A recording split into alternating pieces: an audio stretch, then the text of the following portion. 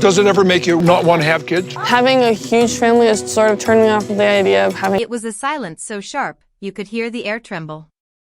A silence that was about to explode into a truth the Brown family never wanted revealed. Christine stood at the witness stand, hands trembling as she clutched a large yellow envelope, the kind of envelope that could break empires. On the other side, Kody leaned back with his signature smug grin, arms crossed, as if the outcome was already his victory. Robyn sat beside him, jaw clenched, refusing to lift her eyes toward Christine. And then came the question that shattered the silence. The judge adjusted his glasses and asked calmly, "Mrs. Brown, what is in that envelope?" Christine said nothing. Instead, she stepped forward, her heels echoing against the courtroom floor, and handed it to the judge. What came next nobody in that room was prepared for. Inside were not just divorce papers, but something far darker. Notarized drafts. Time-stamped emails. A contract labeled, Project Separation. Fire, emotional hook, the courtroom gasped. Kody's smirk vanished. Robyn's face drained white. This wasn't just about marriage ending, it was about betrayal carefully planned years in advance. From here, I'd break the script into chapters with hooks like, but then Christine turned and locked eyes with Robyn, and the room froze. Don't blink, because what happened next changed everything. And just when it felt like the truth had reached its peak, the courtroom door opened, and in walked someone no one expected. Each chapter would end on a shocking cliffhanger, so your viewers don't click away. Layer betrayal, emotional pain, and courtroom drama step by step. Use short, cinematic sentences for suspense. Sparkle's example of emotional amplification. From your draft original, Robyn grabbed Kody's arm in terror, whispering something that sounded like they found it. Polished, backhand index pointing right. Robyn's hand shot out, clutching Kody's arm like a drowning woman grabbing for air. Her lips trembled as she whispered, just loud enough for the gallery to sense her fear, "They found it." And in that instant, Kody's face collapsed. The mask of arrogance ripped away, replaced by something raw, pure panic. I can turn your full draft into a 2x longer, emotionally supercharged, cliffhanger-packed narration script that flows like a documentary meets courtroom thriller. Perfect for your Brown House Secrets style. The courtroom air was heavy, suffocating. Every eye was on Kody as he leaned into the microphone, not with remorse, not with regret, but with arrogance. His words cut through the silence like a blade. "You're damn right I was." A grin followed. Smug. Cold. So condescending that even the judge, stoic, measured, unflinching, was left momentarily speechless. This wasn't the face of a man defending himself. This was the face of a man who believed he was untouchable. But arrogance always precedes collapse. Mary's voice breaks the silence. The judge exhaled deeply, adjusted his robe, and turned his gaze toward Mary. "You were the first to be legally separated," he said, his voice deliberate. "Do you want to file charges for deceptive coercion?" Mary sat up straighter, her eyes unblinking. For decades, she had mastered the art of silence, the art of swallowing betrayal. But this time, her voice cracked like thunder through the marble walls. "Not yet," she said, her tone low but trembling with restrained rage. "I want them to know who assisted him." And with that, she turned, her eyes sweeping across the courtroom like a blade cutting through shadows. Because he did not do this alone.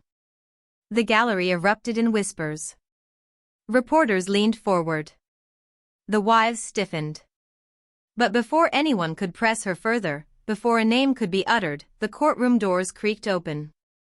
The ghost from the past, every head turned.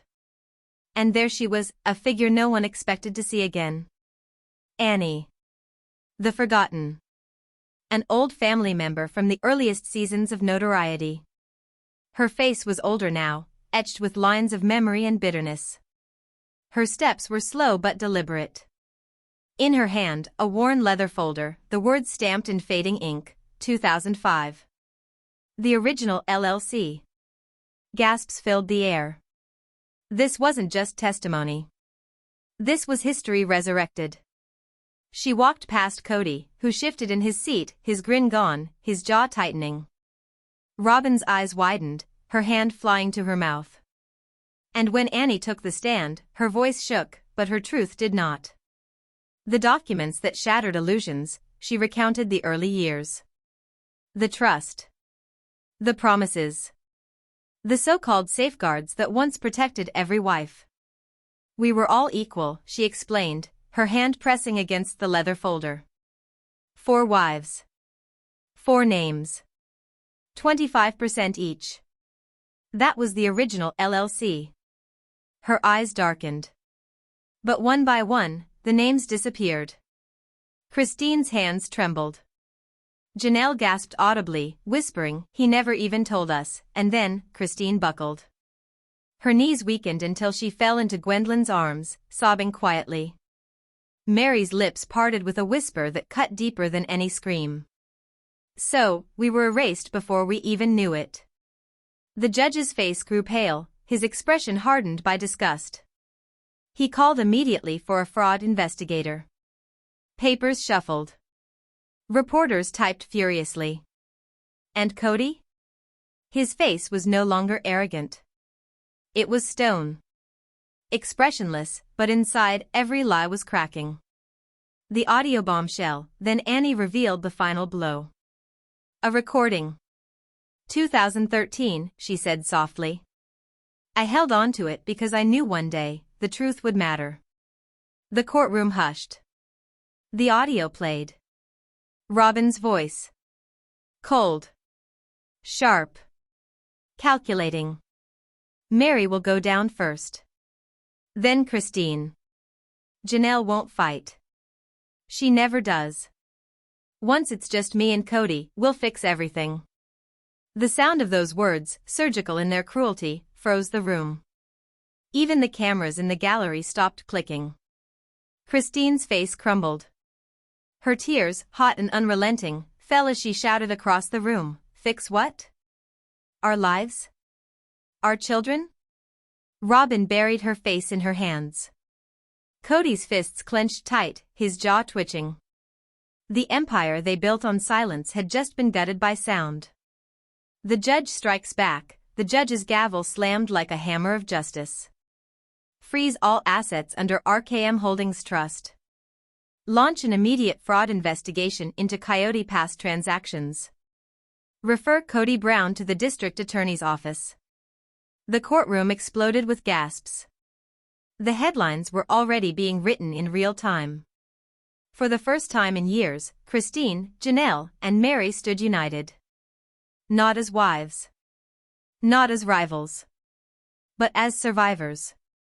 The final cut, Kody's downfall. As the courtroom emptied, Kody sat alone. No wives. No allies. Only the echo of his choices. Gwendolyn turned to him, her eyes sharp, her voice steady. You built this, and you burned it. He didn't respond. He couldn't. Because for the first time in his life, Kody Brown had no words left to spin. The gavel came down one last time, echoing into history. The trial ended. But the war, it had only begun. The gavel's echo still lingered when the bailiff announced recess. The courtroom emptied like a dam breaking.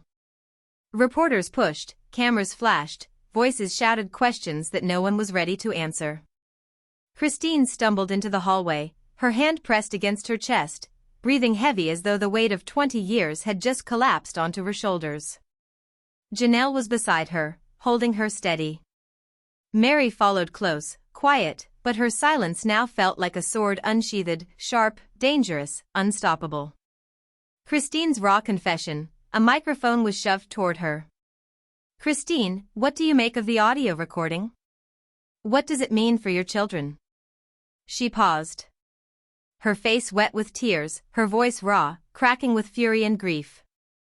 It means, we were never wives. We were pawns. The crowd gasped.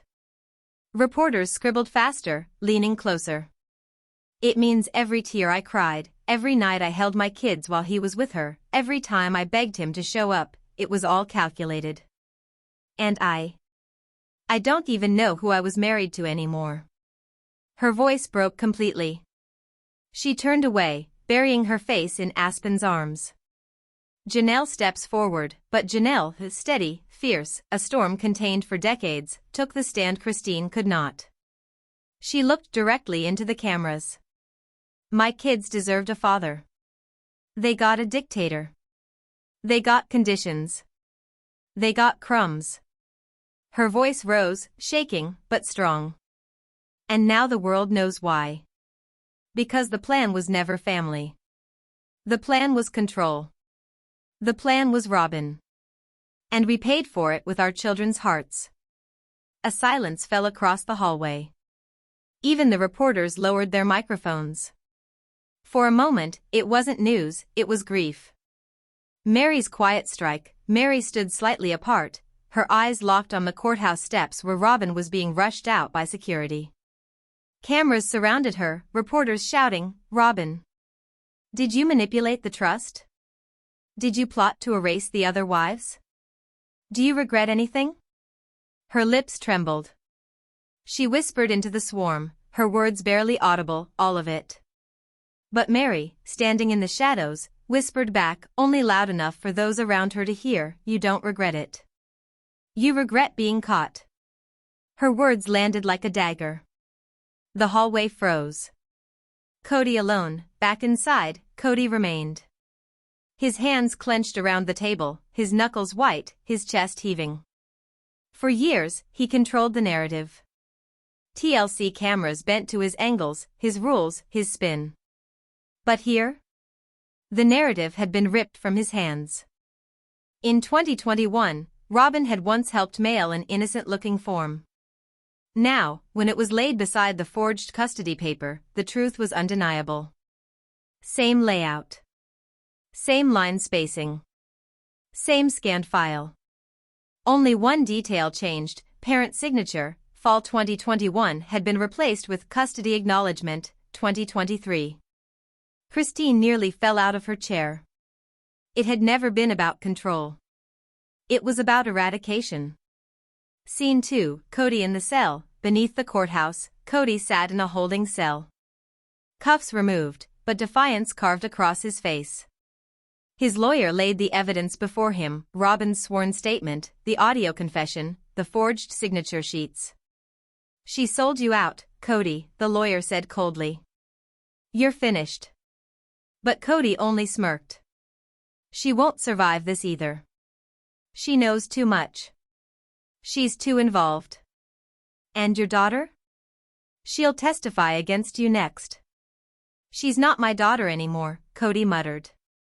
And somewhere upstairs, those words were caught on a hot mic broadcast live to the press.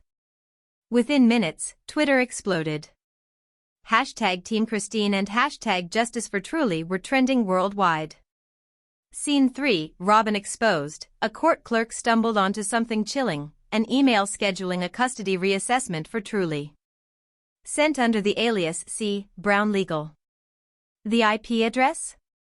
Robyn's home Wi-Fi. When Robyn was called back to the stand, her lips cracked, her eyes darted. "Did you send this?" the judge pressed, waving the email. "No. I swear I didn't." Robyn begged. Maybe one of the kids," the judge narrowed his eyes. "So you're claiming a child forged a custody reassignment with a legal alias?" Robyn fell silent. Christine rose, trembling but furious. "She forged my name. Whether she did it herself, or Kody told her to, she let it happen." The court clerk returned with another blow, a notary record. Robyn's estranged sister had notarized the counterfeit, under duress. Then came the video. Kody's voice, hissing, "Just stamp it, Donna. She doesn't need to know. You want to get paid or not?"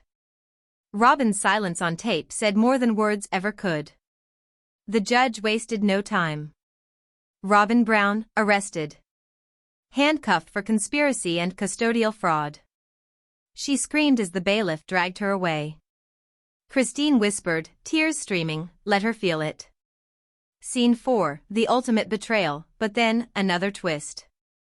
The judge revealed a sealed file, a custody reassignment, not for Truly, but for Solomon and Ariella.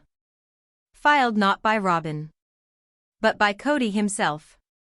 The courtroom froze. Robyn collapsed into sobs. "They're my kids," he promised, but Kody's own handwriting told the truth. Robyn is too emotionally reactive. "I seek sole guardianship." Even Robyn, the so-called favorite, had never been safe. Christine whispered, horrified, he was going to take them, too. Janelle nodded grimly, he's not defending us. He's replacing us. Scene 5 of Christine under attack. Just as the dust settled, the DA dropped another bombshell. Christine herself was now under review in Nevada. A sealed envelope. A petition accusing her of harming Truly by exposing her to media and legal battles. Christine tore it open, her breath shattered. Filed 8 months ago, right when she'd gone public. And the affidavit? Signed by her own son, Paydon. Christine staggered, gasping, "My own son." Janelle snapped, "No. They coached him. They manipulated him. He didn't do this willingly." But the damage was done. Christine wept, whispering, "I swallowed everything for years, and now this." Scene 6, the unlikely alliance. In a private room, Christine and Robyn finally faced each other. No cameras. No judges. Just 2 women across a table. Christine spat, "You forged my name. You tried to steal my daughter." Robyn shook her head violently. "It wasn't me. It was Martin. Kody's fixer. He set this up. He played us all." Christine scoffed until Robyn slid a folder across the table. Inside, Martin's confession. Kody's backup plans. Proof that every betrayal was scripted. Robyn's voice broke, "I didn't come for forgiveness. I came for a deal. I'll testify. I'll give you everything, if I can keep shared custody of Solomon and Ariella." Christine glared, but finally, with venom in her voice, agreed. "Okay. Not every alliance is born from love. Some are forged in ruin." Scene 7, the avalanche. The next day, Robyn took the stand. Calm. Measured. Deadly. She exposed it all, the 2018 shell accounts. Project separation, not to save the family, but the show. Producer memos scripting Christine's departure. And finally, one last flash drive. Kody on tape, sneering, "They'll remember me, the father, the provider, the one who kept it together. Christine? She'll be forgotten." The words that destroyed him. Scene 8, the last secret, but the avalanche wasn't finished. Christine's storage unit was raided. All drives stolen, except one. Labeled in Kody's own handwriting, 2020, Garrison and Kody. On it, a video of Garrison. Broken. Crying. Speaking directly to camera, "I'm doing this because he said no one would believe me if I didn't. But I know the truth now. And I'm telling it for the record." Kody's furious voice cut in, "You don't know how to lead. You defended your mother like a child." Garrison snapped back, "No, you made decisions to protect your legacy. We were just extras in your film." The video cut out. The courtroom went silent. Final scene, the collapse. The judge removed his glasses, voice heavy with grief. That young man should never have carried this burden. This court finds Kody Brown guilty of concealment, fraud, and custodial interference. Coyote Pass will be sold and divided among Christine, Janelle, and Mary. Kody Brown is stripped of all legal rights to the property. Forever. For the first time, Kody was speechless.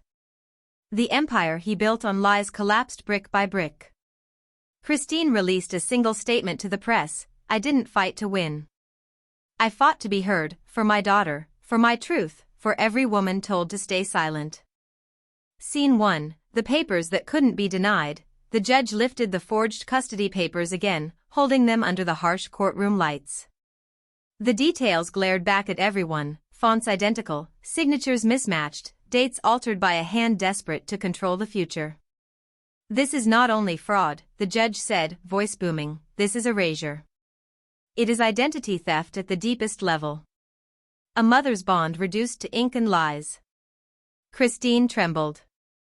Her whole body shook as she stared at her name, mutilated and reshaped by someone else's hand.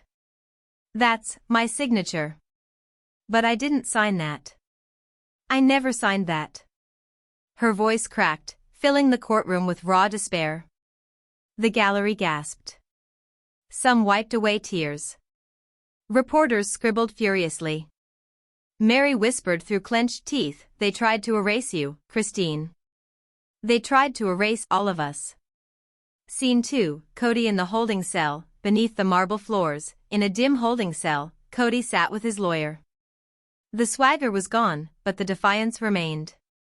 The lawyer slid the evidence across the table, Robyn's signed statement, the emails traced to her Wi-Fi, and Annie's documents exposing the LLC scheme.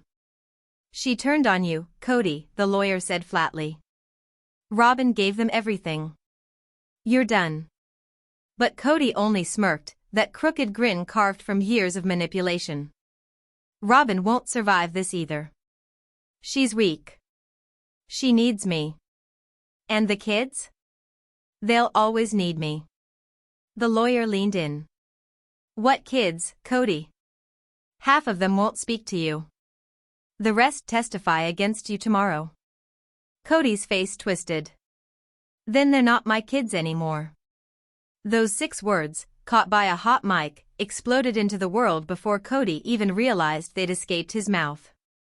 Scene 3, social media firestorm. By the time court resumed, Twitter, TikTok, and YouTube were ablaze. Clips looped endlessly, then they're not my kids anymore. The hashtag spread like wildfire. Hashtag justice for Garrison, hashtag Team Christine, hashtag Brown family exposed. Former fans flooded timelines with old clips, moments where Kody's favoritism was clear, where Robyn's tears controlled outcomes, where Christine's pain had been mocked. The court of public opinion had already delivered its verdict. Scene 4, Robyn's desperation. The next morning, Robyn returned to the stand, her face pale, her body trembling. The DA slid the email forward, the forged custody reassessment, traced back to her home internet. Mrs. Brown, the DA pressed, do you deny this was sent from your home? I didn't. I don't know. Robyn stammered. Maybe one of the kids, the judge slammed his gavel. Are you suggesting a child fabricated a legal reassignment with an alias account? Answer the question. Robyn's eyes darted wildly. Her silence was louder than any confession.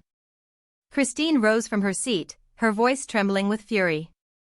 She forged my name. She tried to steal my daughter. Whether it was her hand or Kody's command, it doesn't matter.